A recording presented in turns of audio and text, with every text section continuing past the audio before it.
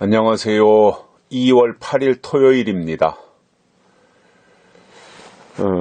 요즘 우한 폐렴이 사람들의 삶의 현실들을 다 뒤바꿔 놓고 있습니다. 이런저런 행사들을 다 취소하고 있고요. 또 사람이 모이는 곳에는 안 가고, 또 되도록이면은 외출도 안 하고, 또 외식도 안 하고, 그냥 간단하게 시켜 먹는다든가 집에서 해결하고, 이런 식으로 삶의 형태가 바뀌고 있다고 합니다. 그것이 중국 폐렴 때문에 그렇다고 합니다. 우리나라가 의외로 그 폐렴에 감염된 숫자가 적어서 의아스럽다고 합니다. 어제까지 24명이 발생했나요? 일본보다 훨씬 숫자가 적어요. 그런데 이게 그 대비를 잘해서 그런 것이 아니라 검사 장비, 키트라고 하나요? 그게 턱없이 부족하다는 거예요. 그러다 보니 중국에 안 갔다 온 사람이 좀 몸에 증상 이상해서 보건소나 이런 데 가면 중국에 안 갔다 온 사람들은 아예 검사 자체를 안 하고, 왜냐, 그 키트, 그 장비가 없어가지고 중국에 갔다 온 사람 중에 이제 이렇게 봐서 가능성이 있다라고 할 때 문진이나 이런 걸 통해서 그때 이제 그 키트로 조사를 하다 보니까 그동안에는 이제 감염자의 수가 적었는데 이제 아마 어제인가 전국에 무슨 몇십 개, 50몇 개인가 이 민간 병원에까지도 다 이제 그러한 검사를 조금이라도 그러한 가능성이 있으면 다 검사를 하라 이렇게 이제 지시를 이제서야 내려가지고 그렇게 이제 대비를 하는 것 같습니다. 그러다 보면 숫자가 많이 이제 늘어나지 않을까 이렇게 생각하고, 중국 같은 경우도 지금 몇백 명, 600 몇십 명인가가 사망자가 나왔죠. 어제까지 700 몇 명인가요? 600 몇 명인가요? 그런데 그게 실제 숫자의 10분의 1밖에 안 된다는 거예요. 왜냐? 그 검사 키트가 중국에도 터무니없이 부족해가지고 다 수용을 못 한다는 거예요. 그러니까 검사 받기 전에 죽는 거지요, 다.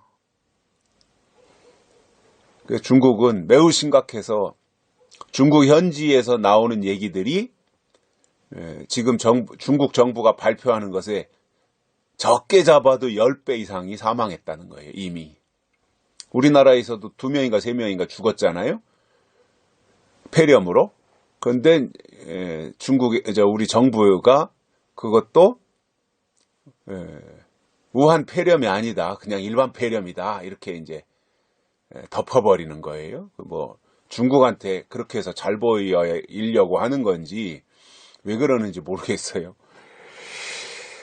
저도 이제 이러한 상황 가운데서 이제 다 모든 게 뒤죽박죽 되고, 사람들이 다 사람을 안 만나도 악수도 안 하고 멀찍이 서 있고, 지금 선거철이 이제 코앞에 다가왔는데 후보자들이, 국회의원 출마한 후보자들이 사람들 직접 대면하지도 못하고 멀찍이 서서 팻말 들고 인사만 하는 새로운 진풍경이 이제 나오고 있다고 하잖아요. 근데 이 우한 폐렴이 그 정도로 이제 심각한 질환입니다. 이게 이제 뭐라 그래요? 변이 되는 거.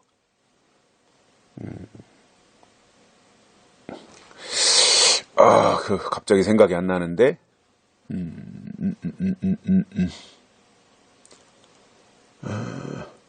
변이 되는 거.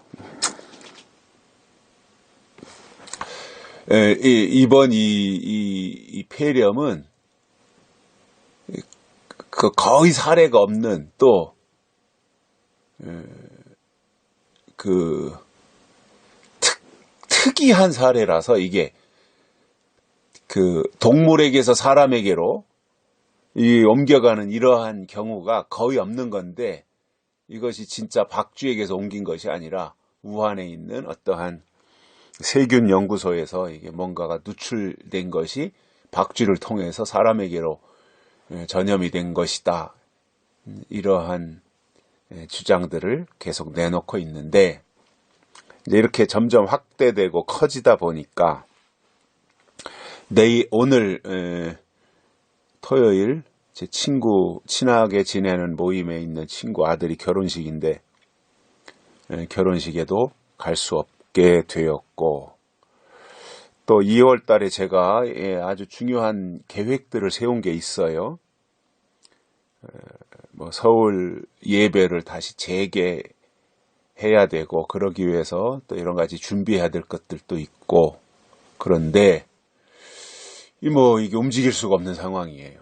그러다 보니까 또 지연될 수밖에 없겠다. 이렇게 생각이 들어요. 이게 좀 여러 가지 지금 상황이 그렇잖아요. 현실이. 이것도 무시할 수도 없는 거고. 계획한 것에 다소 차질이 있더라도 좀 이해를 해 주시기를 바라고요. 또 어제도 그 전화가 왔는데 문자가 왔는데 우리가 2월 18일이 진리축제잖아요. 근데 그것도 2월 달에는 취소하는 게 어떠냐 이렇게 문의를 하셨고 걱정들을 하셔서 그렇게 하자. 우리가 무리할 필요가 없잖아요. 괜히 버스 타고 차 타고 이동을 하셔야 되는데 아무리 어제까지 잘 지켰는데 오늘 재수가 없이 버스 타고 이동하다가 옆 사람이 재채기 한번 했는데 그 사람이 보균자였다면 그것이 감염이 될 수 있잖아요. 물론 하나님이 지켜주시겠지만 또 우리가 할 도리는 해야 되는 거잖아요. 그래서 진리축제도 우리가 부득이 2월 달은 취소하고 또 사태의 추이를 지켜봐야 되겠다 이렇게 생각합니다. 아무튼 2월 달로 계획했던 서울 예배 이러한 또 진리축제 그 이외의 모든 일들 이러한 것들이 다 이제 취소되는 또 부득이 또 이렇게 연기를 해야 되는 그러한 상황들이라는 거 이해하시고 또 기도해 주시기를 바랍니다. 오늘 말씀은 잠언 16장 9절입니다.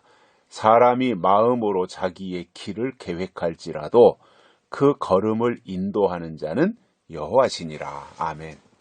우리가 잘 아는 말씀이죠. 내가 아무리 내 갈 길을 계획 세워서 가더라도 걸음을 인도하시는 이는 하나님이시라는 거예요. 그것이 가장 실감나게 성경에 나오는 것이 사도 바울이죠. 사도 바울은 자기가 가려고 했던 것보다는 하나님이 인도하시는 곳으로 주로 그렇게 활동을 했죠. 그게 하나님의 방식이죠.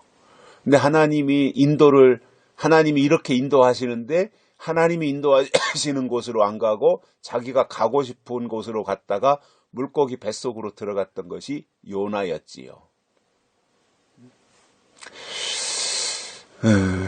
그러니까 믿음은 하나님의 뜻을 따라 주의 길을 가는 거예요.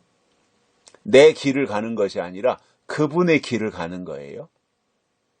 그래서 요나처럼 거역하다가 풍랑을 만나고 죽도록 고생해서 물고기 뱃속까지 들어가는 이러한 고통을 겪을 것이 아니라 하나님의 선하신 인도하심을 감사함으로 따라가는 것이 현명한 사람이다라는 거예요. 왜냐? 아무리 내가 내 마음으로 내 길을 계획할지라도 하나님이 막으시면 못 가는 거예요. 그죠? 그 길을 하나님이 막으시면, 막아도 가면 하나님이 그 발을 꺾으시면, 그 발을 꺾어도 고집 부리고 가면 하나님이 다른 병으로 치시면 어떻게 할 거예요? 그래서 우리가 하나님의 사람들은요, 내 계획보다 하나님의 인도하심이 더 중요한 겁니다. 믿음은 하나님의 계획 속으로 내가 들어가는 거예요. 그런데 오늘 이 시대에 하나님을 믿는다고 말하는 사람들은 뭐예요? 내 계획, 자기 계획 속에다가 하나님의 계획을 꿰다 맞추려고 해요. 이게 잘못되는 거예요. 하나님의 계획에다가 내 계획을 맞춰야지요. 더 구체적으로 말씀을 드린다면 하나님의 계획 속으로 내가 들어가야지요. 이게 믿음이에요. 이게 하나님의 사람이에요. 그렇게 하는 것이 다른 사람들이 볼 때는 미련해 보일지 모르지만 그게 진짜 현명한 겁니다. 하나님의 계획대로 하는 거예요. 이게 주권 사상 아니에요? 주권. 하나님의 주권. 그래서 하나님의 뜻대로 한다. 하나님의 계획대로 나는 한다. 하나님이 가라고 하면 가고 하나님이 멈추라고 하면 나는 멈추겠다. 이것이 아름다운 신앙의 고백이라는 거예요. 그래서 그런 생각을 해봅니다. 세상 사람들은 자기 마음대로 되면 그것을 성공이라고 생각을 해요. 자기 마음대로 되는 것을. 이게 세상 사람들이 보는 성공의 기준이에요. 그런데 우리는 어떻게 해요? 내 마음대로 되는 것이 아니라 하나님의 마음대로 되는 것이 성공이에요. 우리의 성공이에요, 그게. 그래서 우리가 기도할 때도 하나님의 때에 하나님의 정하신 일을 하나님의 뜻대로 이루시옵소서. 이게 더 중요한 거잖아요. 하나님, 내 계획이 이러니 내 계획에 맞게 하나님이 축복해 주셔서 내가 성공해서 하나님의 영광을 드러내게 해 주시옵소서. 이게 아니라 그거는 말로는 하나님의 영광을 드러내게 해 주시옵소서 이렇게 했지만 실제는 자기의 영광을 나타내려고 하는 거잖아요. 우리가 아무리 멋진 계획을 세울지라도 그 계획이 하나님하고 같아야지 달라지면 안 되는 거예요. 저도 이렇게 지나온 날들을 돌아보니까 제가 젊었을 때는 저 나름대로의 계획이 있었더라고요. 이렇게 하고 저렇게 하고 뭐 하나님의 일을 이렇게 하고 교회를 이렇게 하고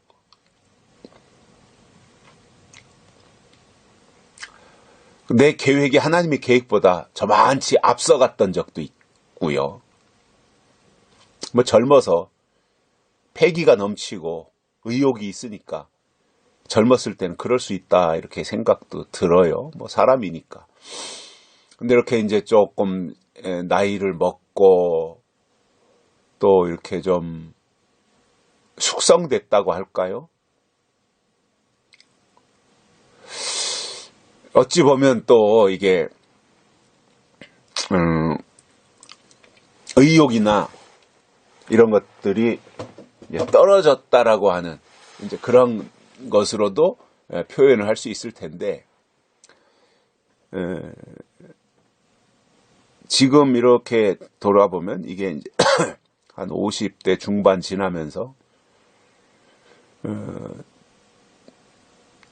저 자신을 제가 보면서 생각하는 것이 이런 거예요. 그게 인간적으로 보면 답답할 수 있지만 하나님 편에서는 그게 더 옳은 일인 것인지도 모르겠는데 뭐냐면 과거에 젊었을 때는 내가 하나님으로 해서 뭔가를 해야 되겠다라고 생각했었거든요. 그렇게 움직였어요. 그런데 지금은 어떠냐면은 하나님이 뭔가를 해주실 때까지 기다리자. 내가 앞장서는 것이 아니라 때가 되면 하나님이 나를 통해서 일하시는 게 더 옳은 일이 아니겠는가. 내가 서두를 것이 아니라 하나님의 때가 될 때까지 기다리자. 때가 되면 하나님이 쓰시지 않겠느냐. 이게 이제 어찌 보면 합리화일 수도 있어요. 애매한 부분이잖아요, 그게.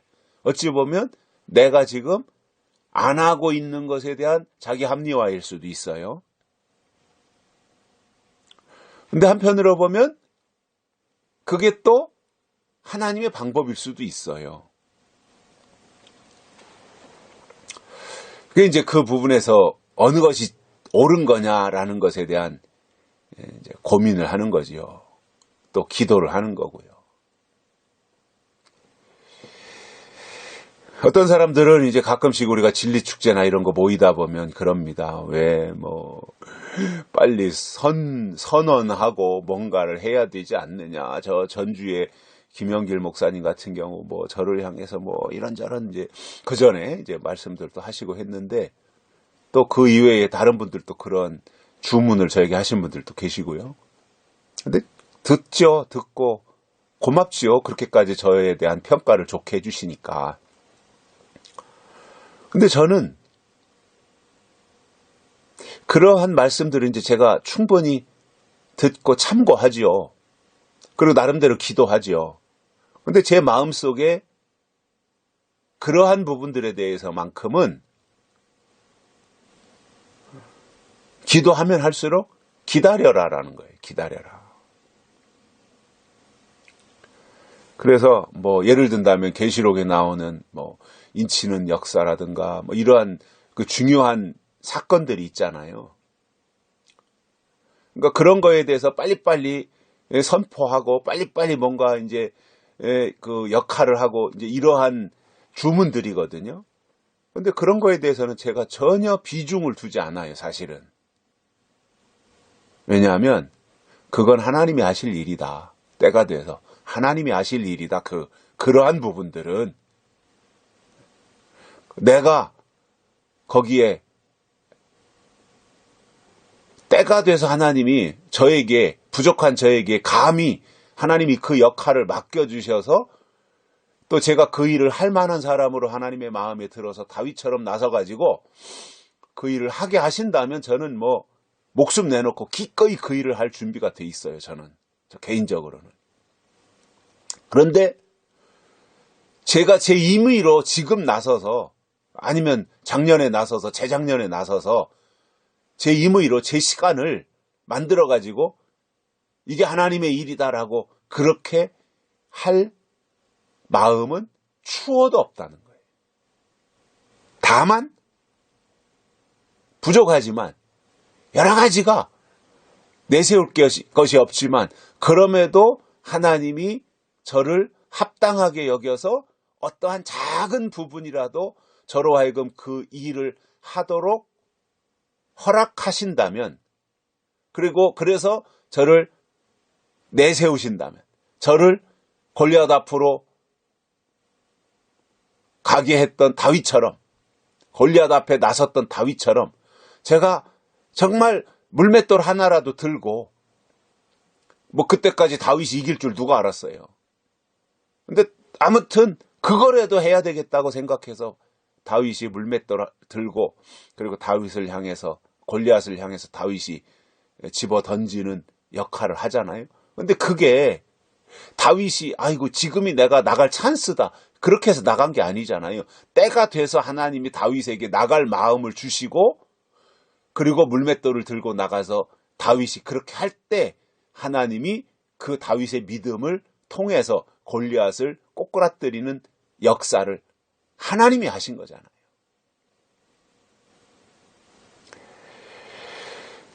저도 그때를 기다리면서 내 계획보다는 하나님의 인도하심을 사모하고 있다라는 겁니다. 저뿐만 아니라 사실상 우리가 다시 오실 예수님을 기다린다면 그 마음을 가져야 돼요. 그리고 우리가 인간적으로 서두를 이유가 없어요. 우리가 왜 서둘러요? 사실은 하나님이 더 급하신데. 그러니까 하나님이 허락하실 때까지 스탠바이 하고 있어야죠. 괜히 내가 앞장서다가 아직 하나님의 시간이 안 됐는데, 물론 내가 나서면 하나님이 내가 나서는 그 시점을 하나님의 시간으로 정해 주시기도 하겠지만, 그것보다는 하나님의 시간이 되어서 하나님이 누구누구를 통해서, 어떤 사람을 통해서 어떤 역할을 시키실 때 그때 나서는 것이 가장 적합한 시간이다. 저는 그렇게 생각을 하고 있습니다. 그 길로 가자는 거예요. 그렇게 하나님이 그 걸음을 인도하신 것이기 때문에 그렇게 하자라는 겁니다. 그게 멋있는 거잖아요. 때가 돼서 하나님이 불러서. 아니, 모세가 나서서 내가 히브리 민족 구원하겠습니다. 내가 히브리죠. 이스라엘 백성들, 하나님의 백성들 내가 구출하겠습니다. 모세가 젊은 날에는 그 생각을 했지만 이제 광야에 나와서 120살이 먹은, 아니 80살이 먹은 이빨 빠진 모세는 그 의식이 이제 다 없어졌어요. 40 전에는 그 생각 했었는데 70, 80이 돼서는 이제 그 생각이 다 없어졌어요. 그러다 보니 하나님이 호렙산에서 불러가지고 내 백성을 구원하기 위해서 바로 앞으로 가라고 할 때 모세가 안 가잖아요. 싫다고 거절하고. 왜냐? 아니라는 거죠. 그런데 때가 돼서 하나님이, 모세는 가고 싶지 않았지만 바로왕 앞에 가장 가기 싫은 자리가 그 자리잖아요. 모세 입장에서는. 근데 때가 돼서 하나님이 이스라엘 백성들을 구출해 내야 되는데 그 일을 위해서 선택한 사람이 모세였고, 그러니까 하나님이 어떻게든지 가기 싫은 모세를 떠밀어서 바로왕 앞으로 보내서 이스라엘 백성들을 출애굽시키는 일에 쓰신 겁니다.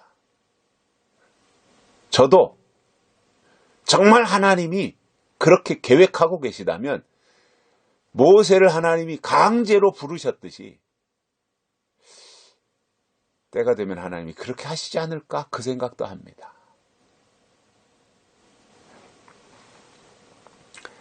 다시 한번 오늘 본문을 제가 읽습니다.